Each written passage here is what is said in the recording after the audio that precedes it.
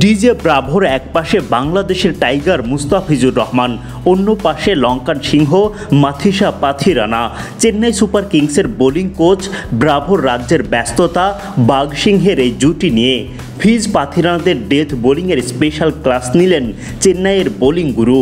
সঙ্গে চলল দলের দুই সেরা বোলারের মধ্যে সেরা কম্বিনেশনের খোঁজও, কারণ এই জুটি ভালো করলে যে মাঠের খেলায়ও জয় নিশ্চিত হবে সিএসকের।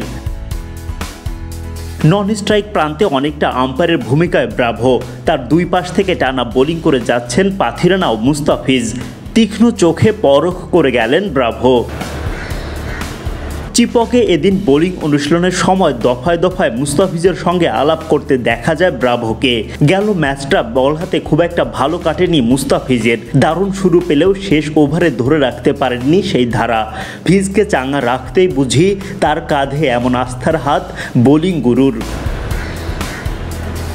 চলতি আইপিএলে প্রথমবারের মতো চেন্নাইয়ের জার্সিতে খেলছেন মুস্তাফিজুর রহমান। শুরু থেকেই করে চলেছেন একের পর এক বাজিমাত, তাই তো চেন্নাইও নিয়মিত ফিজকে রাখে তাদের সেরা একাদশে।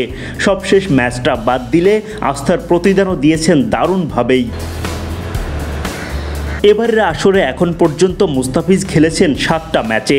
7 ম্যাচে তার নামের পাশে 12টা উইকেট। একাধিকবার ছিলেন উইকেট শিকারীদের তালিকার 1 নম্বর স্থানে। মুস্তাফিজের সামনে আবারও সুযোগ আছে 1 নম্বরে ওঠার, সেজন্যই নেটে ব্যাটারদের কাবু করে সেরা প্রস্তুতি নেয়ার ক্ষুধা। রবিবার চেন্নাই মুখোমুখি হবে সানরাইজার্স হায়দ্রাবাদের।